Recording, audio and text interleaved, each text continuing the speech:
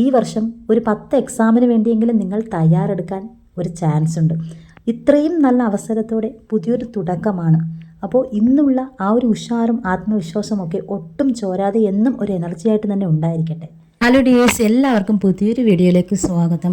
അപ്പോൾ company board assistant, university assistant അങ്ങനെയുള്ള degree level എക്സാമിന് വേണ്ടിയിട്ടാണ് ഞാൻ പ്രധാനമായിട്ടും ഇമ്പോർട്ടൻസ് കൊടുക്കുന്നത്. അപ്പോൾ നമുക്കൊരു ഡിഗ്രി യോഗ്യത ഉണ്ടെങ്കിൽ തീർച്ചയായിട്ടും നമ്മൾ ഡിഗ്രി ലെവൽ എക്സാമിന് നന്നായിട്ട് പ്രിപ്പയർ ചെയ്യണം.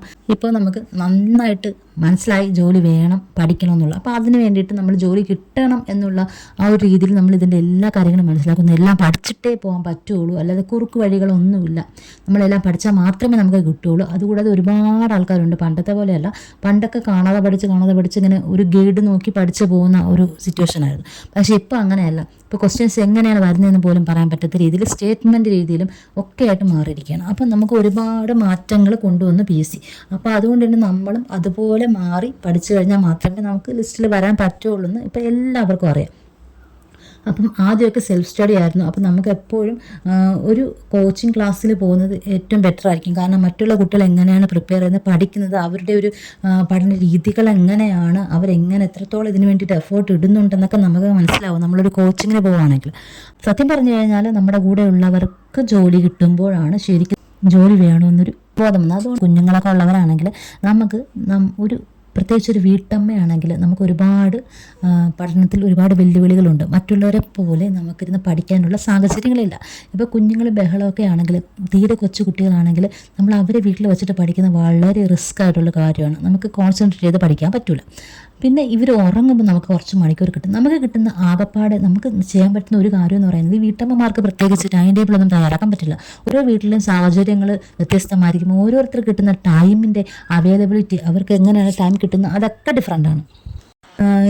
എൻ്റെ കുഞ്ഞ് ഉറങ്ങുന്ന ടൈം ആയിരിക്കില്ല വേറൊരു കുഞ്ഞ് ഉറങ്ങുന്ന ടൈം. അപ്പം നമുക്ക് അങ്ങനെയൊന്നും വെച്ച് ടൈം ടേബിൾ തയ്യാറാക്കാൻ പറ്റില്ല. നമുക്ക് ചെയ്യാൻ പറ്റുന്ന ഏക കാര്യം എന്ന് പറയുന്നത്, നമുക്ക് കിട്ടുന്ന ടൈം നമ്മൾ മാക്സിമം യൂസ് ചെയ്യുക എന്നുള്ളതാണ്. അപ്പോൾ നമ്മുടെ ജോലിക്കിടയിൽ നമുക്ക് ചിലപ്പോൾ ഒരു 10 മിനിറ്റ് ഫ്രീ ആയിട്ട് കിട്ടുമായിരിക്കാം, അല്ലെങ്കിൽ ചിലപ്പോൾ നമുക്ക് മണിക്കൂറുകൾ കിട്ടുമായിരിക്കാം. അപ്പോൾ ഒരു 10 മിനിറ്റ് ആണെങ്കിൽ പോലും ആ ഒരു 10 മിനിറ്റ് നമ്മൾ എന്തെങ്കിലും പഠിക്കാൻ വേണ്ടി യൂസ് ചെയ്യുക എന്നുള്ളതാണ്. ആ ഒരു ടൈമിൽ നമ്മൾ ഫോൺ എടുത്ത് വെച്ച് നോക്കിക്കൊണ്ടിരുന്നാൽ നമ്മൾ ബാക്കി ചെയ്യേണ്ട ജോലിയുടെ ടൈമും കൂടി ആ ഫോണിൽ പോകുന്നല്ലാതെ നമുക്ക് അവിടെ വേറെ പ്രത്യേകിച്ച് ബെനിഫിറ്റ് ഒന്നുമില്ല. അതുകൊണ്ട് തന്നെ നമ്മൾ കിട്ടുന്ന ടൈം ഒരു 5 മിനിറ്റ് ആയാലും നമ്മൾ അങ്ങനെയൊരു രീതി മനസ്സിൽ ഉറപ്പിക്കുക. നമുക്ക് ഒരു സെക്കൻഡെങ്കിൽ പോലും അത് നമുക്ക് കിട്ടുന്ന വളരെ ഇമ്പോർട്ടൻ്റ് ആയിട്ടുള്ള കാര്യങ്ങളാണ്. നമ്മൾ PSC പഠനത്തിന് വേണ്ടിയിട്ട്, നമ്മുടെ പഠനത്തിന് വേണ്ടിയിട്ട് നമ്മൾ മാക്സിമം ഉപയോഗിക്കുക എന്നുള്ളതാണ്. ആ ഫുൾ ടൈം നിങ്ങൾ അതിന് വേണ്ടി തന്നെ ഉപയോഗിക്കുക. നാളെ ചെയ്യാനുള്ള കാര്യങ്ങളൊക്കെ നമ്മൾ നാളെ എന്തൊക്കെ നമുക്ക് ചെയ്യണം, അത് പഠനത്തിലായാലും നമ്മുടെ വീട്ടിലെ ജോലികളിലായാലും എന്തൊക്കെ ചെയ്യണം എന്നുള്ളൊരു പ്ലാനിങ് നമുക്ക് തലേന്നുണ്ടായിരിക്കും. അല്ല പിറ്റേ നമ്മളത് പ്ലാൻ ചെയ്ത് നമ്മൾ അതിൻ്റെ രീതിയിൽ നമ്മുടെ സത്യം പറഞ്ഞാൽ നമ്മുടെ മൂഡേ മാറിപ്പോകും. അതുകൊണ്ട് തന്നെ നമ്മൾ തലേന്നൊരു പ്ലാനിങ് ഉണ്ടായിരിക്കുക. പിന്നെ ചിലവർ പഠിക്കുമ്പോൾ ടു ഡു ലിസ്റ്റ് എഴുതാറുണ്ട്. അപ്പോൾ ഞാനും ചെയ്തിട്ടുണ്ടായിരുന്നു. പക്ഷേ ചില സമയം എനിക്കത് വർക്കാവാറില്ല. കാരണം ഞാൻ എഴുതി വയ്ക്കുന്ന കാര്യങ്ങൾ പിറ്റേന്ന് എനിക്ക് പഠിക്കാൻ പറ്റില്ല. അപ്പോൾ അതുകൊണ്ട് നമുക്ക് ആ ഒരു രീതി ശരിയല്ല എന്ന് പറയാനും പറ്റില്ല. നമുക്ക് ഏതാണ് ഏറ്റവും കംഫർട്ടായിട്ടുള്ളത്, അപ്പോൾ അതിലൂടെ നമ്മൾ പഠിക്കുക. അപ്പം നമ്മുടെ മൈൻഡിനെ ഡിസ്റ്റർബ് ചെയ്യുന്ന രീതിയിലുള്ള മെത്തേഡ്സ് നമുക്ക് കൂടുതലും പഠിക്കാനുള്ള ഒരു നെഗറ്റീവാണ് തരുന്നത്. അപ്പോൾ അതുകൊണ്ട് തന്നെ നമുക്ക് ഏതൊക്കെയാണ് ഇഷ്ടപ്പെടുന്നത് ആ രീതിയിൽ പഠിക്കുക. നമുക്ക് നമ്മുടെ മെയിൻ ലക്ഷ്യം എന്ന് പറയുന്നത് എങ്ങനെ പഠിക്കുക എന്നുള്ളതാണ്. അപ്പോൾ അതിന് വേണ്ടിയിട്ട് എന്താണ് ചൂസ് ചെയ്യേണ്ടത്, നമുക്ക് ഇഷ്ടമുള്ളത് നമ്മൾ ചൂസ് ചെയ്യുക. അപ്പം നമ്മുടെ വീട്ടിലെ ജോലികളും നമ്മുടെ വീട്ടിലെ കുഞ്ഞുങ്ങളും ഇതൊക്കെ നമ്മൾ ഇവരെയൊക്കെ എങ്ങനെയാണ് കെയർ ചെയ്യേണ്ടത്, അല്ലെങ്കിൽ എങ്ങനെയാണ് ടൈമിംഗ് അഡ്ജസ്റ്റ് ചെയ്യേണ്ടതെന്നൊക്കെ നമ്മൾ തന്നെ അത് കണ്ടുപിടിച്ചെടുക്കണം എന്നുള്ളതാണ്. ഇപ്പം നമ്മൾ ഉറങ്ങുമ്പോൾ ചിലപ്പോൾ ചിലവർ 9 മണിക്ക് ഉറങ്ങായിരിക്കും, ചിലപ്പോൾ ചിലവർ 10 മണിക്ക് ഉറങ്ങുമായിരിക്കും. അപ്പോൾ അത് കുറച്ചും കൂടി 2 മണിക്കൂർ താമസിച്ച് കഴിഞ്ഞാൽ 2 മണിക്കൂർ നമുക്ക് പഠനത്തിന് വേണ്ടി കിട്ടുകയാണ്. അപ്പോൾ രാവിലെ എണീക്കുന്നവർ, ഇപ്പം 6 മണിക്ക് എണീക്കുന്നവരാണെങ്കിൽ 4 മണിക്ക് എണീക്കാൻ ശ്രമിക്കുക. അപ്പോൾ രാവിലെയോ രാത്രിയോ എപ്പോഴെങ്കിലും 2 മണിക്കൂർ നമ്മൾ ഉറക്കം കുറച്ച് കഴിഞ്ഞാൽ നമുക്ക് അത്രയും ഇമ്പോർട്ടൻ്റ് ആണ്. അപ്പോൾ അത്രയും അങ്ങനെ ഒരു സൈലൻ്റ് ആയിട്ടുള്ള ഒരു 2 മണിക്കൂർ കിട്ടും. പിന്നെ കുഞ്ഞുങ്ങളുള്ളവരാണെങ്കിൽ അവർ ഉറങ്ങുമ്പോൾ തീർച്ചയായിട്ടും ഒരു 2 മണിക്കൂർ കിട്ടും. ഒരു 4 മണിക്കൂർ നിങ്ങൾക്ക് നന്നായിട്ട് കോൺസെൻട്രേറ്റ് ചെയ്ത് പഠിക്കാൻ പറ്റുന്ന ഒരു 4 മണിക്കൂർ കിട്ടുകയാണ്. ആ 4 മണിക്കൂർ നിങ്ങൾ 1 മണിക്കൂർ മാത്സ് പഠിച്ചോളൂ, 1 മണിക്കൂർ ഇംഗ്ലീഷ് പഠിച്ചോളൂ, 1 മണിക്കൂർ നിങ്ങൾ മലയാളം പഠിച്ചോളൂ, 1 മണിക്കൂർ നിങ്ങൾ നിങ്ങൾക്ക് പഠിക്കുമ്പോൾ ഏറ്റവും മനസ്സിലാവാതെ, അല്ലെങ്കിൽ നിങ്ങൾ ഏത് ടോപ്പിക്കിലാണ് ഏറ്റവും പിറകെ നിൽക്കുന്നത്, അപ്പോൾ ആ ഒരു ടോപ്പിക്ക് സെലക്ട് ചെയ്യുക. അപ്പോൾ ഇത് നിങ്ങൾ ഡെയിലി ഈ ഒരു 4 മണിക്കൂർ ഈ 4 സബ്ജക്റ്റിന് വേണ്ടിയിട്ട് നിങ്ങൾ സെലക്ട് ചെയ്യുക. പിന്നെ നിങ്ങൾക്ക് കിട്ടുന്ന ടൈം എന്ന് പറയുന്നത് കുറച്ച് ബഹളമൊക്കെ ആയിട്ടുള്ള സമയമായിരിക്കും. അതായത് കുഞ്ഞുങ്ങൾ കരയുക, കുഞ്ഞുങ്ങൾ ബഹളം വയ്ക്കുക, നമ്മളെ ഡിസ്റ്റർബ് ചെയ്യുക, അങ്ങനെയുള്ള കാര്യങ്ങളൊക്കെ ആയിരിക്കും. ആ ഒരു സമയങ്ങളിൽ തീർച്ചയായിട്ടും നമുക്ക് ചെയ്യാൻ പറ്റുന്നത് കറണ്ട് അഫയേഴ്സൊക്കെ വായിക്കുക, അതുപോലെ ഹിസ്റ്ററി, ജോഗ്രഫി അങ്ങനെയുള്ള കാര്യങ്ങൾക്ക് നിങ്ങൾ ഈ ഒരു പകൽ സമയത്തായിരിക്കും കൂടുതൽ. അപ്പോൾ ഞാൻ പൊതുവേ പകൽ സമയത്താണ് ഇതൊക്കെ നോക്കാറുള്ളത്.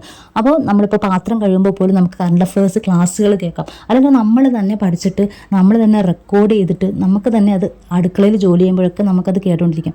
അപ്പോൾ അങ്ങനത്തെ ഒരു രീതിയിൽ നിങ്ങൾ പോകുന്നതായിരിക്കും ബെറ്റർ. ഒരു വീട്ടമ്മ അല്ലെങ്കിൽ കുഞ്ഞുങ്ങളുള്ളവരെ സംബന്ധിച്ച് ഈ ഒരു രീതി മാത്രമേ നമുക്ക് ചെയ്യാൻ പറ്റുള്ളൂ. അല്ലാതെ നമുക്ക് പ്രത്യേകിച്ച് ഒരു ടൈം ടേബിൾ തയ്യാറാക്കി അത് നിങ്ങൾക്ക് ഫോളോ ചെയ്ത് പോകാൻ പറ്റില്ല. കാണുമ്പോൾ ഒരു ചന്തം ഉണ്ടെങ്കിലും കുറച്ച് കഴിയുമ്പോൾ അത് നിങ്ങൾക്ക് ഫോളോ ചെയ്ത് പോകാൻ പറ്റില്ല.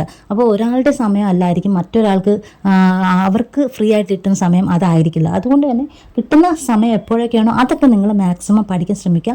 ഒരിക്കലും എന്തൊക്കെ സംഭവിച്ചാലും ബ്രേക്ക് വരാൻ പാടില്ല. പ്രത്യേകിച്ച് പഠനത്തിൽ ബ്രേക്ക് വന്നു കഴിഞ്ഞാൽ ഒരു വീട്ടമ്മയെ സംബന്ധിച്ച് പിന്നീട് അത് തിരിച്ചു പോകാൻ ഭയങ്കര പാടാണ്. അത് നമുക്ക് നമ്മൾ സ്ഥിരമായിട്ട് ക്ലാസ്സിൽ ഒരു കോച്ചിങ് സെൻറ്ററിൽ പോയിരുന്ന് പഠിക്കുന്ന ഒരാളാണെങ്കിൽ നിങ്ങൾക്ക് ഇടയ്ക്കൊരു ബ്രേക്ക് വന്നാലും കുഴപ്പമില്ല. പിന്നെ നിങ്ങൾ ക്ലാസ്സിൽ പോകുമ്പോൾ ഓട്ടോമാറ്റിക്കലി നിങ്ങൾ അതിലോട്ട് പോകും. അതേസമയം നിങ്ങൾ ഒരു ഓൺലൈൻ കോച്ചിങ്ങിനാണ്, ഒരു ഓൺലൈനായിട്ടാണ് ക്ലാസ് കാണുന്നത്, അല്ലെങ്കിൽ നിങ്ങൾ സെൽഫ് സ്റ്റഡിയാണ്, നിങ്ങളൊരു വീട്ടമ്മയാണ് എങ്കിൽ നിങ്ങൾ ബ്രേക്ക് എടുത്തു കഴിഞ്ഞാൽ ഒരിക്കലും അത് തിരിച്ചു വരാൻ ഭയങ്കര പാടായിരിക്കും.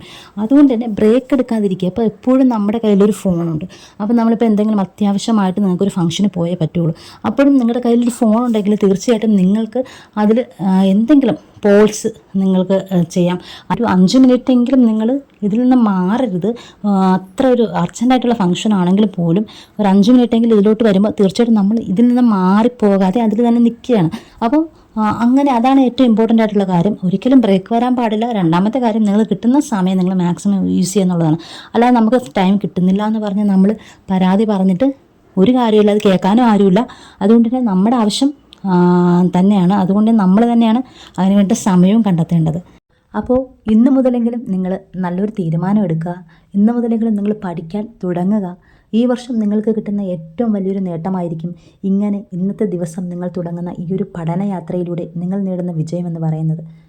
ചുറ്റുമുള്ളവർ പറയുന്നതൊന്നും കേൾക്കാതെ നിങ്ങളുടെ സക്സസ്സിന് വേണ്ടി നിങ്ങൾക്ക് എന്ത് ചെയ്യാൻ കഴിയുമെന്ന് മാക്സിമം എഫേർട്ട് ഇട്ട് നിങ്ങളത് ചെയ്യുക. കോൺഫിഡൻ്റ് ആയിട്ടിരിക്കുക, പോസിറ്റീവായിട്ടിരിക്കുക. Thank you.